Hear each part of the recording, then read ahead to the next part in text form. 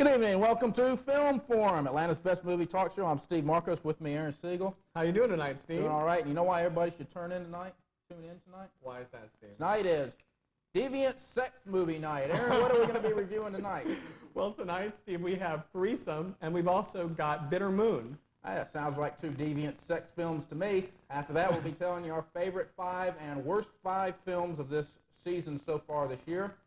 And after that, we have a special guest. Aron, who's coming on tonight? Well, tonight, Steve, we have Michael Williams of Castaway Independent Film Festival. He's going to be bringing in a couple of clips of some of the films featured in the film festival this coming Friday. Opens this Friday over at the Plaza Theater. All right, sounds like two winners. We might as well get started. What deviant sex film do you want to start with first? I'll start with Threesome. The fun begins in Threesome when Alex, played by Lara Flynn Boyle, is accidentally assigned to a room with 2 male college students, played by Stephen Baldwin and Josh Charles. They start to fall in love with each other. Alex falls in love with Eddie, and Eddie falls in love with Stuart, and Stuart falls in love with Alex. So what we've got here is a classic love triangle, and we've got several different situations happening in the film. What we have here now is a scene from Threesome with Lara Flynn Boyle, Stephen Baldwin, and Josh Charles. Special girl, I think I'd like to get to know you a lot better.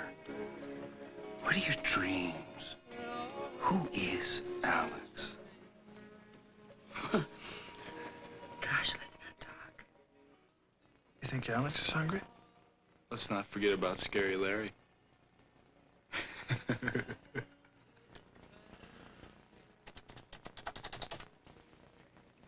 Hi, you hungry?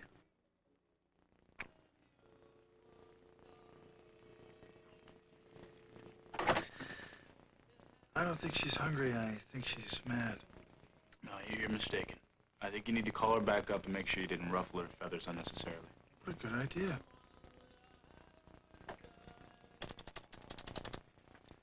Hi, it's me again. Look, I was curious. Are you angry with me because I called or because you're just not hungry? Hello? What's wrong with you guys? Are you that jealous? My dear, no, we're just worried about a young man who comes to courting. See you, Christian? Leave me alone. Wait. What? One more question. It's about his hair. Is it fiberglass or steel? We think that Larry is very scary. And hairy. Very hairy. Very hairy. So be wary of very scary, hairy Larry. Beware Exactly, of yeah. Be wary. Okay, that's a scene from Threesome, which opened up last Friday. Stars Lara Flynn Boyle, Stephen Baldwin, and Josh Charles. And it was directed by Andrew Fleming. Yeah, the thing I liked about Threesome is that no matter how amusing the situations, no matter how funny the movie gets sometimes, there's always this uncomfortable sexual tension that's kind of lurking below the surface. All right? Yeah, well, the person I went with, she kept saying that she had to go to the bathroom, but she wasn't going to go because she kept thinking that something was going to happen, and it built that kind of suspense because you were waiting for one to sleep with the other and the other one to sleep with the other. Yeah, well, the term threesome is usually a sexual term that's used to describe 3 people having sex, and I was a little surprised to find that this title was really kind of supposed to be taken literally, because that's kind of what happens here. I was more expecting just a romantic comedy between 2 guys who fall in love with the same girl, but instead, like you said, we have a girl who falls in love with a guy who may be gay, he doesn't know. He's sexually ambivalent. Yeah, he likes his roommate. This is a wonderful expression. And his roommate likes the girl, and she doesn't like him.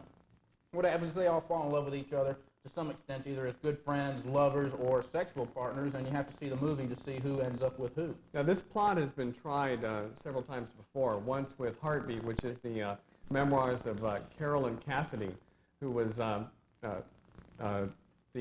girlfriend of, I believe it's Josh Kerouac, or John Kerouac, the novelist that wrote On the Road. And it was with Nick Nolte, John Hurd, and Sissy Spacek. That came out in 1980. There was also another film called Willie and Phil that came out a couple of years back as well, where 2 guys were in love with the same girl. Yeah, so this this has been tried before. Yeah. Well, you know, at first the story didn't appeal to me, but then eventually I liked the characters in the film. I thought it was funny. Three of Hearts made me laugh. It had me grinning from ear to ear, and it also made me feel Three of Hearts? uncomfortable. I mean, not Three of Hearts. Three of Hearts was another one. No, but that wasn't. that was a different film. I believe it was also with Stephen Baldwin. My wasn't screw up. No, Was it it William Baldwin? William Baldwin. William No, Baldwin. that didn't have anything to do with it.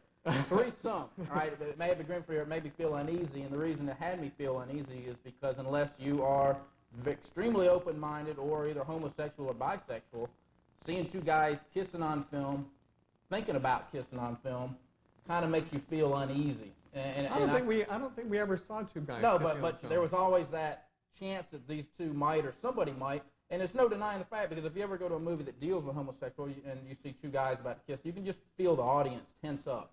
What was that film that Roberta Flack had the song for, Making Love?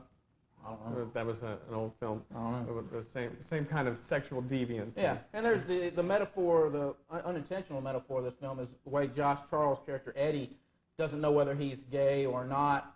I kind of, in the same way, didn't know whether this was a comedy or a drama. Now, like I said, it makes you laugh, but at the same time, there's this uncomfortable It makes you think, sexual too. themes. But that's what made the movie interesting. Right. It's situations that a lot of people aren't comfortable with and haven't experienced, so your your perverted sense of curiosity It was fun. makes you It want was to see a fun this film. film. And Eddie at the beginning says that this movie is a story about deviance, Right. both sexually and socially. And I think, like I said, that kind of brings out the little perverted curiosity in us all. And I think everybody's interested in some degree in deviant sex, and that's why I like the film.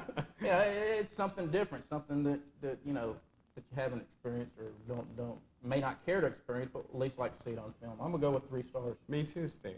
All right, 3 stars across the board. We want to remind everybody we are a call-in show. Our number here is 873-6713 if you want to give us a call. All right, we'll get on with our second film, Bitter Moon. All right, it came out last Friday as well. This is the latest effort from legendary director Roman Polanski. It stars Peter Coyote, Hugh Grant, Emmanuel Siner. Is that how you say it? Emmanuel Siner and Kristen Thomas. Now, Emmanuel Siner also happens to be the very young wife of the 60-something-year-old Roman Polanski, I believe. All right, Nigel and Fiona are a stuffy British couple who are taking a cruise aboard a luxury liner. Along the way, they meet Oscar, who is a crass American author, and his very sexy French wife, Mimi. Now, Oscar notices that Nigel has the hots for his wife, and he tells Nigel that he's welcome to her on one condition: he listens to the true, bizarre sexual romance story and the subsequent sadistic relationship that resulted from Oscar and Mimi's relationship.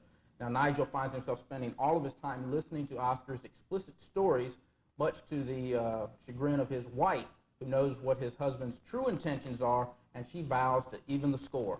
Let's take a look at a scene from Bitter Moon where Nigel meets Mimi in a bar.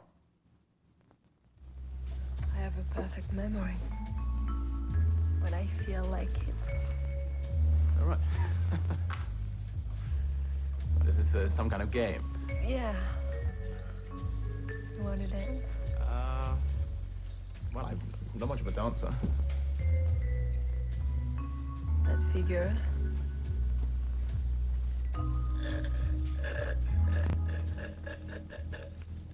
What's your name? Nigel Dobson. Hi. Okay, Nigel. Amuse me. Say something funny. I mean, well, you're French, aren't you? I can tell from your accent. I mean, your English is very, very good, but for some reason I can always tell with frogs. Sorry. Stupid thing to say, it just slipped out.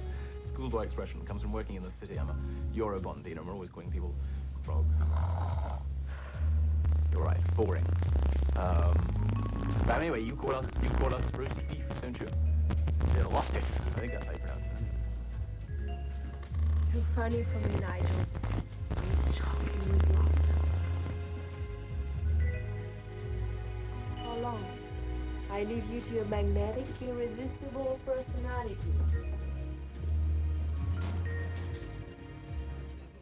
All right, this is a scene from Bitter Moon, and that was Emmanuel Siner, who... You can roll all your tongues back in now. As we know, that Roman Polanski was thrown out of the country for child molestation, and it looks like he's 61, I believe, and that, well, I believe was his wife. She couldn't be much more than 24. What do you think of this twisted romance here? It reminds me a lot of the story of O, and it's a shame that we don't have a Critics' Choice because we were talking about erotic films and such. This film has a lot of deviance to it.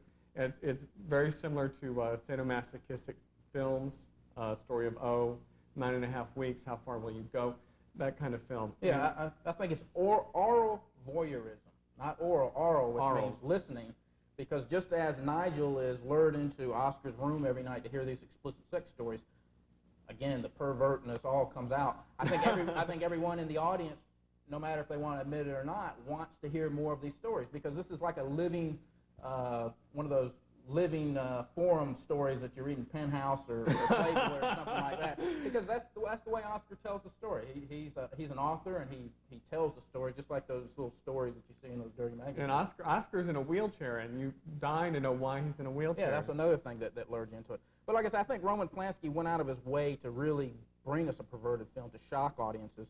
But Bitter Moon is also a sexy film, I think, and for the first half of it anyway, until the two hate each other, Oscar and them. And I think a lot of the sexiness is because of this Emanuel Signer. And I know Eleanor Ringwell in the Constitution wrote that she was kind of like the missing hole or something.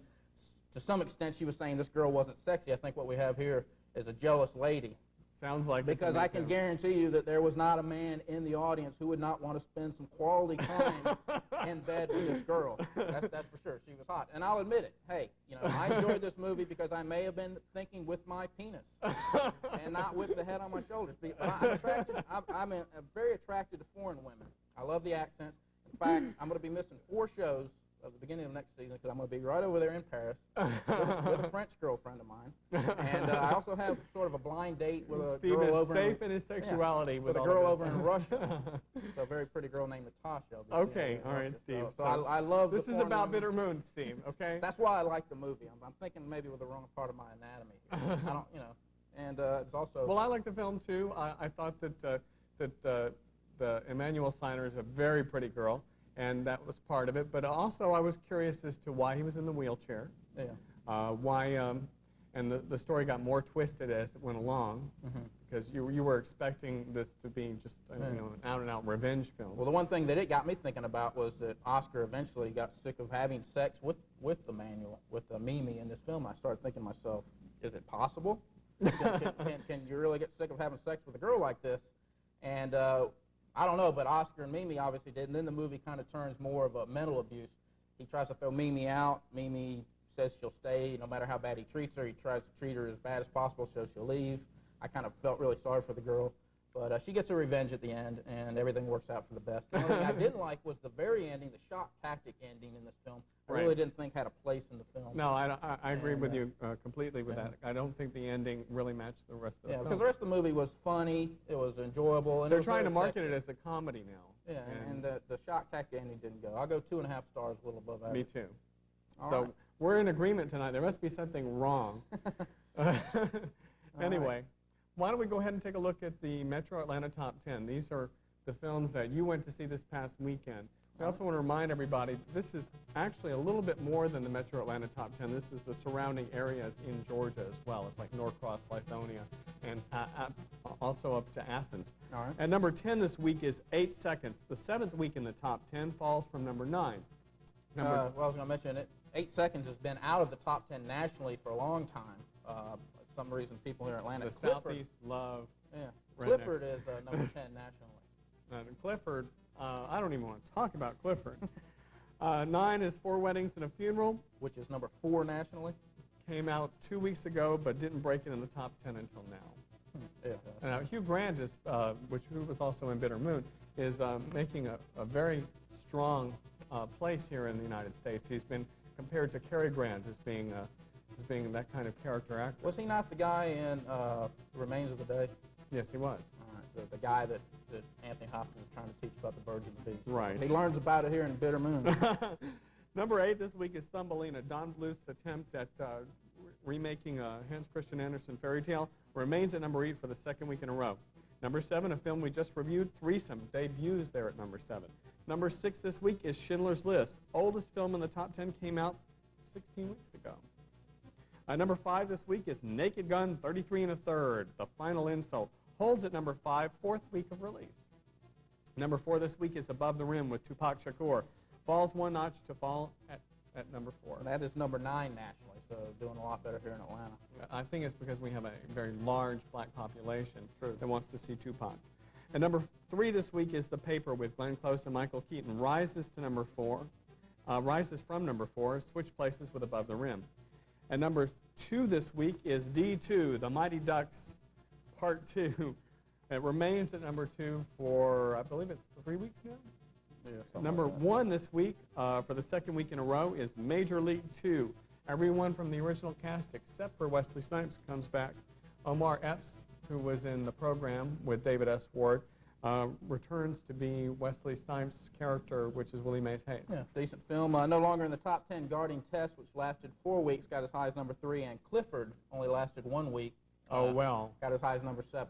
Martin Short is, Wonder why. I mean, the joke gets real old after like the first few minutes So of you the saw film. this? I saw this film. All right. I was expecting a whole lot more from both comedians. Anyway, we'll get on with our Critics' Choice this week. We're going to wrap up the season here telling you our favorite 5 and worst 5 films that came out since January 1st. Aaron, what are yours? I'm going to start with my worst 5, Steve, because these are the films that are on my mind even more than my favorite 5. Number 5 on my worst 5, the film that I liked or that I hated the least, was House Party 3. This is a tired attempt at a third installment of the House Party series with Kid and Play. It involves little kids that are swindling people and taking advantage of people. It's a very bad role model for children, and it's rated R, and there are a lot of kids that are going to see it. Couldn't stand this film. Number 4, Car 54, Where Are You? It was shelved by Orion back in the past, and for good reason. It doesn't live up to the original series with Gunther Tooty and Francis Muldoon. Number 3 in my worst 5 is Romeo is Bleeding with Lena Olin. This film is just very much unrealistic, unbelievable. This woman saws off her arm with a chainsaw to fake her own death. I don't think anyone in their right mind would do anything like this. Stay away from this film. Number 2 is Blank Check. This is a pure children's film. It has no morals and no lessons to learn by any kind of adult, any kind of grown-up at all. It really doesn't have that much to teach children either. It's just a waste of an hour and a half. My number 1 film, Intersection. This is a big waste of time. Richard Gere, Sharon Stone, and what's her name? Lolita Davidovich. Lolita Davidovich. Couldn't remember her name. The film doesn't go anywhere except to the intersection, and when they get there, you wish they hadn't gone there.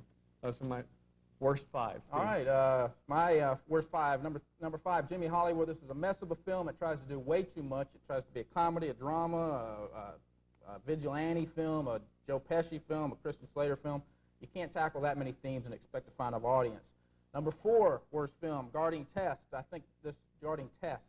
This film suffers from the annoying character syndrome. Shirley MacLaine plays another one of these cranky old ladies that she's been turning out for about 3 roles in a row. And Nicolas Cage is about as exciting as a box of rocks. I'll admit the audience kind of enjoyed it, but I just didn't get it. The 3rd worst, Car 54, Where Are You? Also ended up on Aaron's list. This movie is just flat out stupid. And the worst thing about it, it's a slob comedy and it's rated PG, so we don't even get any good sex jokes or naked ladies. And then you got, and then you got Intersection, which is also on Aaron's list. The advertisement reads, "Live every moment as if it was your worst." Believe me, you make don't every move as if it were your last. Yeah, make every moment move as if it was your last. Believe me, you don't want to spend your last moments watching this film unless, of course, you wanted to die in your sleep. It's very boring. And House Party 3, the movie simply isn't funny, and I'm not just a white guy who couldn't get any humor out of the hip-hop culture. I saw the film with a predominantly black audience, and nobody thought it was funny. You would think that we were all watching Schindler's List. That's about how many people were laughing in this film, and those are the worst 5. And Aaron, what are your favorite 5? My favorite 5. Number 5, we came in with The Ref, starring Kevin Spacey and Dennis Leary and Judy Davis. This film involves a bank robber a burglar who actually winds up taking people hostage, and the hostages. It's very much like Ransom of Red Chief. It's an excellent film, very, very funny moments in the film. Number 4 is Greedy with Michael J. Fox and Kirk Douglas. Michael J. Fox stands to inherit a lot of money if he can prove to Kirk Douglas that he really loves him. Number 3 on my list is Guarding Tess. As opposed to Steve, I really love this film. I think Shirley MacLaine's character in this film is just wonderful. She's an ex-president's widow, and Nicolas Cage is the bodyguard that is assigned to guard her. And Nicolas Cage has some very funny moments. One of Nicolas Cage's funniest films, as far as I'm concerned. Number 2 is In the Name of the Father with Daniel Day-Lewis. It's the true story of how the Wilford Pub bombings were blamed on an innocent person.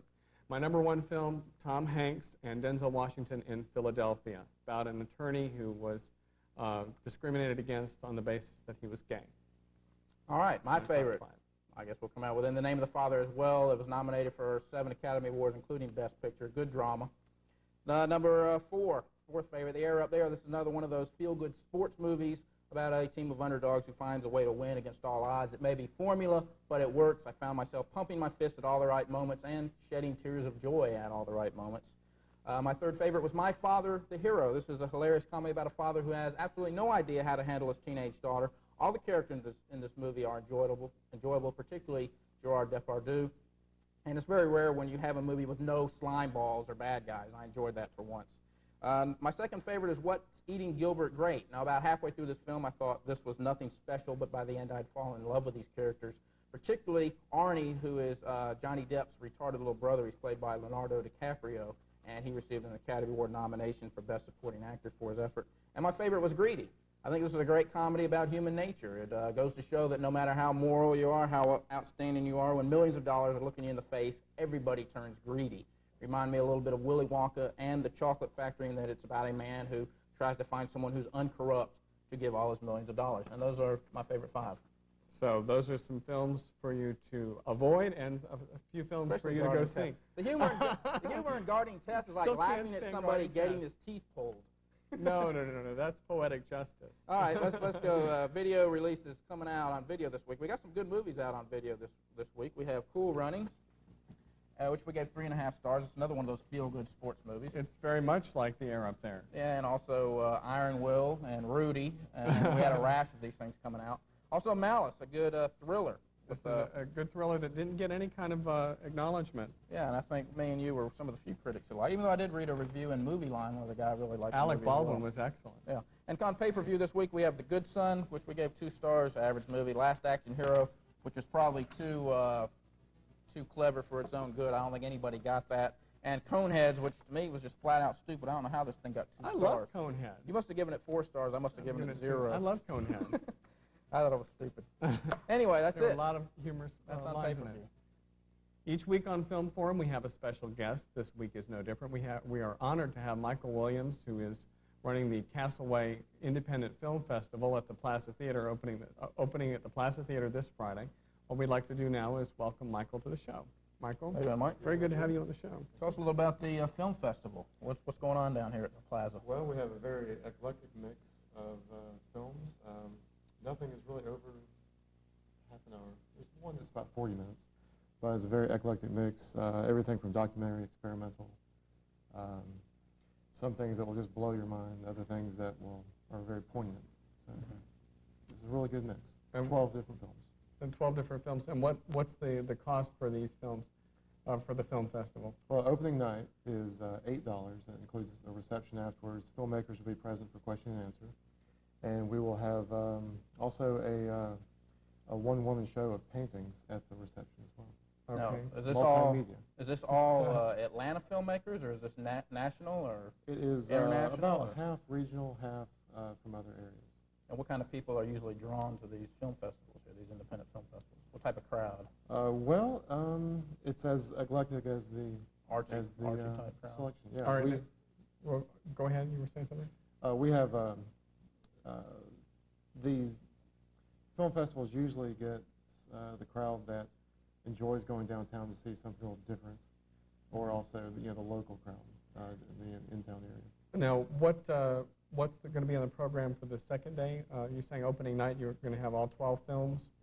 Actually, opening night is 8 films. 8 for films. The heavy hitters, so I it's guess. going to be like 4 hours at the most? It'll probably run from 7 till 10. 7 till 10. And then there'll be a reception afterwards from 10 to 12. Okay, and thereafter, what kind of order are these films going to be in? The following day, or the following 6 days at the Plaza, will be a program of films that includes 6 films, and that will be at 7 p.m. And then there's another selection of 6 films at 9:30. So there are 12 films altogether. Right. But you can see them over and over. You can see them. If you miss them one night, you can go down the next night and see Right, them. right. All right. Why don't we take a look at a clip from one of the films? Yeah, this features the film by Steve Buscemi from Reservoir Dogs, who's Mr. Pink. Right, Mr. And- Pink. And he'll be there?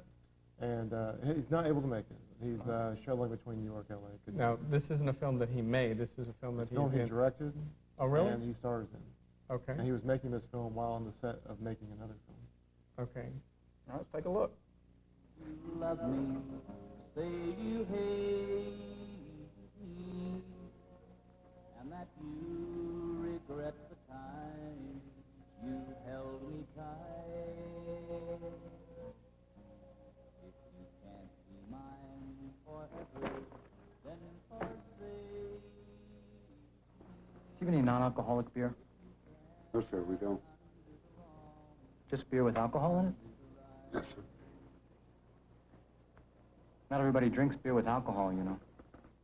Oh, maybe I could get you something else. Coca-Cola, cup of coffee. Do you have uncaffeinated? Sorry, we don't. Okay, let me get, do you have light beer? Light beer? Sure. Does that have alcohol in it? Yes, sir, it does. It does? Okay, why don't you give me a light beer in a glass, and I'll just drink half of it. Yes, sir. Okay, that's a scene from what? Now, what's the name of this film? It's called What Happened to Pete. What Happened to Pete, which is going to be featured in the Castaway Independent Film Festival. Now, where can they get tickets for this? At the theater, at the Plaza Theater. Now, the Plaza is at Ponce de Leon and Highland, correct? And, right.